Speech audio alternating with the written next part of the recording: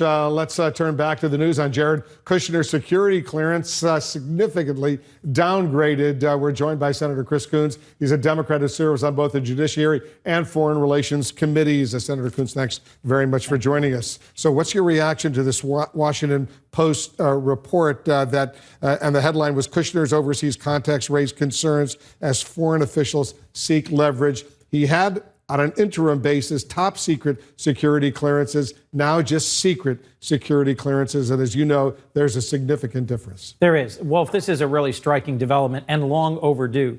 I've just returned from a bipartisan trip to the Middle East. One of the issues that was raised in a number of meetings that we attended was expectations, hopes, or concerns about the administration's long-awaited peace plan for the Middle East, something that Jared Kushner has had a central role in crafting.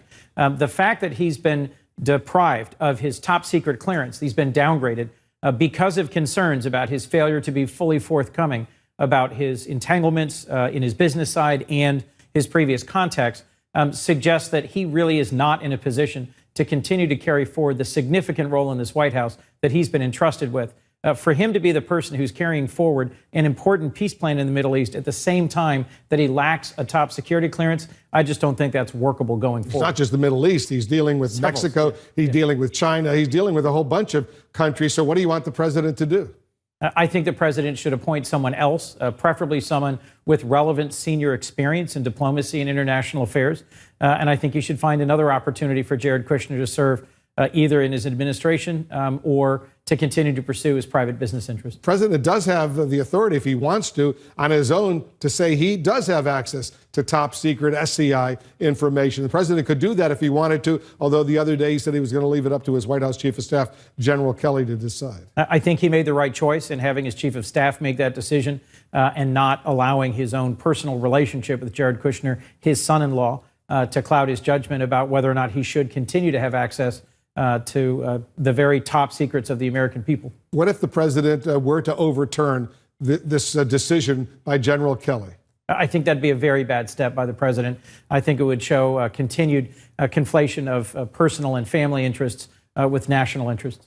So you're deeply worried about this right now? I'm concerned that this shows an ongoing pattern of failure to take seriously the protection of national security concerns by the very inner circle in the Trump administration because there are overlapping personal and professional and national concerns. Let me get your thoughts on Hope Hicks, the White House communications director, another top advisor, aide to the president, very close to the president. Hope Hicks appearing for hours, more than 7-8 hours today behind closed doors before the House Intelligence Committee, answering questions about the campaign, and we're now told answering questions about the transition, but refusing to answer questions about what has gone on in the White House over these past 13 months of the Trump administration. What's your reaction? Well, previously, both Steve Bannon and Corey Lewandowski refused to answer questions claiming executive privilege.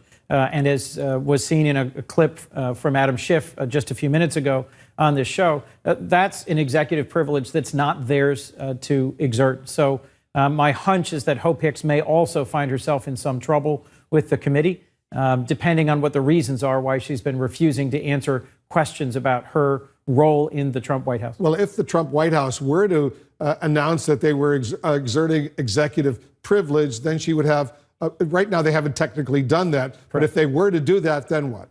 That might well shield her from questions from Congress about activities within the White House, but it depends. It depends what exact matter they're going after. I do think you can't shield illegal action behind executive privilege.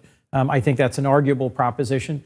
And I think Robert Mueller's investigation, which is looking into potential obstruction of justice, may also have questions for Ms. Hicks, depending on how this goes in front of the House Intelligence Committee. Does it bother you at all, as it has some, that Hope Hicks is the White House communications director, but she really doesn't communicate publicly with the American public? She doesn't answer questions publicly. Most people wouldn't even recognize her voice. You're smiling, right? It's funny because earlier today, as I was getting some briefings from my own communications people, they said Hope Hicks has been testifying for hours, and I said, what's her role? And they said she's the communications director. I was unclear that she was the White House communications director for exactly that reason.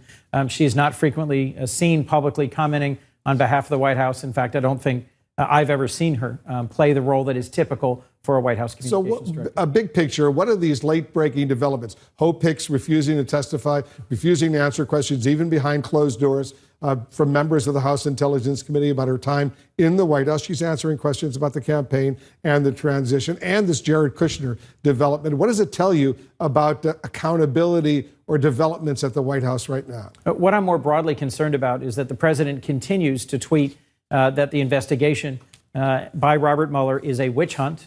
We had testimony by Admiral Rogers, who runs the National Security Agency, earlier today in front of the Senate Armed Services Committee, that the president is failing to take seriously enough the threat to the United States from Russian interference, not just in our last election, but likely in our next election. I think there is a broader theme here, Wolf, about a lack of action on behalf of the national interest, our national security interest, our interest in protecting our next elections, and in having people at the very highest levels in the White House who are transparent and accountable.